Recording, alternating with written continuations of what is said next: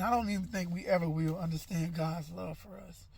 And it's be times where I'll be like, God, depart from me. I'm a sinful man. It's like, but I don't want you to leave me alone because I don't want to be cast into hell. I don't want to die, and be away from you because I really want to be with you, God.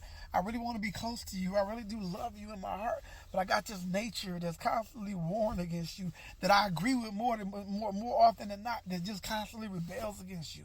And just kind of like sticks your middle finger up at God.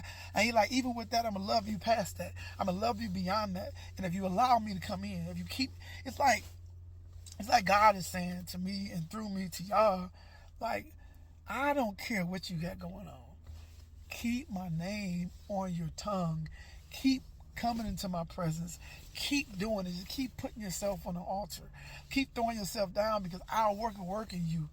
And I hope you get rid of, I'll get rid of that. I'll burn that thing out of you over the course of time. And even though you don't see no changes, it's like gradually you'll see it. God, like I planted the seed. God didn't do nothing in vain. When He saved you from the very beginning, He already knew everything about you He knew the end from the beginning. He knew who He was saving. He knew who He was getting in bed with when He got with you. You're not surprising God. You're not looking like, oh my God, I can't believe you did that. No, He's God, for crying out loud. And he ain't like, okay, I knew you in your mama's womb. I knew you in your fall. I know everything. I know stuff you're going to do before you even do it. I knew you was going to leave my presence and go immediately and do that crazy stuff. I knew that. I already knew. I already factored that into what I paid for. And I knew you were going to do it intentionally. Your intentions doesn't take away from what my blood is able to do for you. And that does not mean, and I want to make sure you understand what I'm saying, that does not mean you go out there and live any kind of way. And besides that, when God is really perfecting and working you, you don't want to live any kind of way. A lot of times you just kind of like, you're like I said, you have something in you that just you've been giving yourself over to for so long, and you've been yielding yourself to it. It's not easy just to walk away from it. And even if you're tired of it, God is here. The Holy Ghost is here as a helper. He knows that. He's here to assist you in your weakness. He said, just in your weakness, I need you to lean on me. And what I mean by lean on me, pray, talk to me.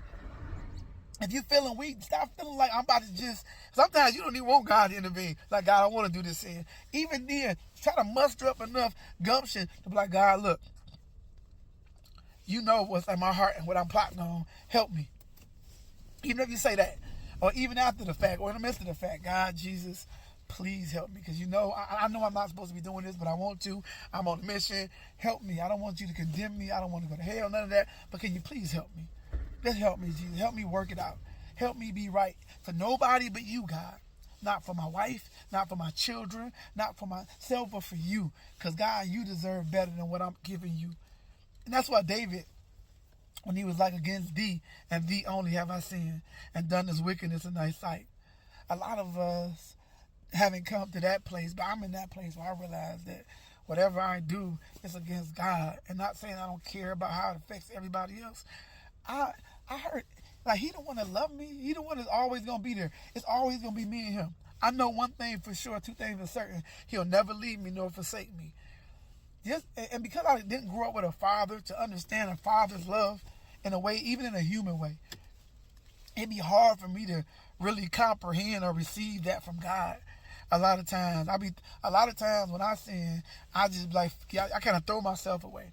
And then God will like tap me on my shoulder and say, look, I'm still here. Hey, I'm here still. Because you never had the love showed you that to even know that there is a love that's greater than any sin you can commit. That if your father, your earthly father, if he had one, could love you past anything you could ever do, how much more do you think I can do that? And because you never had an example of that, it's hard for you to process and comprehend it.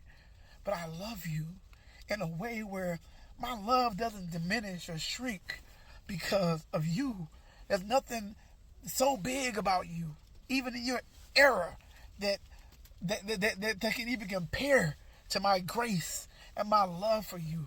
Do you understand that in a real way? And it's a personal thing between you and Jesus.